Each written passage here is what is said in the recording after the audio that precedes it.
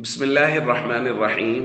عن أبي هريرة رضي الله تعالى عنه قال قال رسول الله صلى الله تعالى عليه وسلم في الحديث: أما علمت أن آل محمد صلى الله عليه وسلم لا يأكلون الصدقة؟ رواہ البخاری۔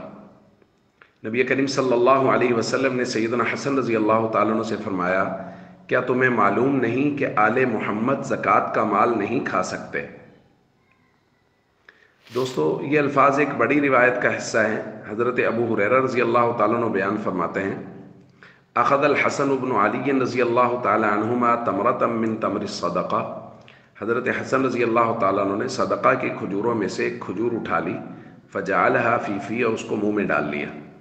نبی کریم صلی اللہ علیہ وسلم نے دیکھا تو آپ نے وہ کھجور ان کے منہ سے نکالی اور پھر یہ ارشاد فرمایا کہ آل محمد زکوٰۃ اور صدقات نہیں کھا سکتے۔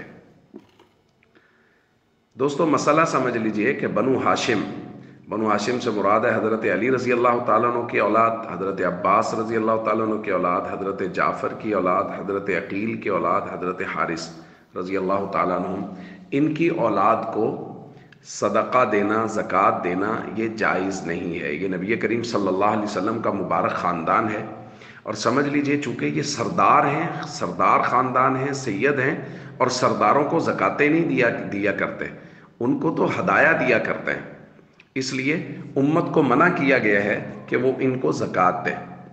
اب جس کا بھی حضرت علی رضی اللہ تعالیٰ عنہ کی اولاد میں ہونا ثابت ہو جائے گا، ان کو زکوٰۃ دینا جائز نہیں ہوگا۔ اسی طرح باقی لوگوں کی اولاد میں سے اگر ہوں گے تو آوان فیملی جو ہمارے یہاں بر صغیر میں بھی اور دیگر ممالک میں بھی موجود ہیں، ان کا حضرت علی رضی اللہ تعالیٰ عنہ کے خاندان سے ہونا ثابت ہے، ان کے پاس پورا شجرہ ہے، اس لیے ان کو زکوٰۃ دینا بھی، صدقات دینا بھی جائز نہیں ہے۔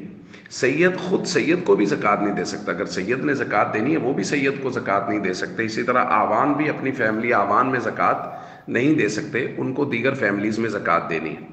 ہاں، ان سرداروں اور سید خاندان کو، یہ چونکہ حضور کا خاندان ہے، بڑا خاندان ہے، تو اس لیے ان کو امت کے ذمے ہے کہ ان کو اپنے ہدایہ میں، اپنے تحائف میں یاد رکھیں اور ان کو ہدایہ دیں۔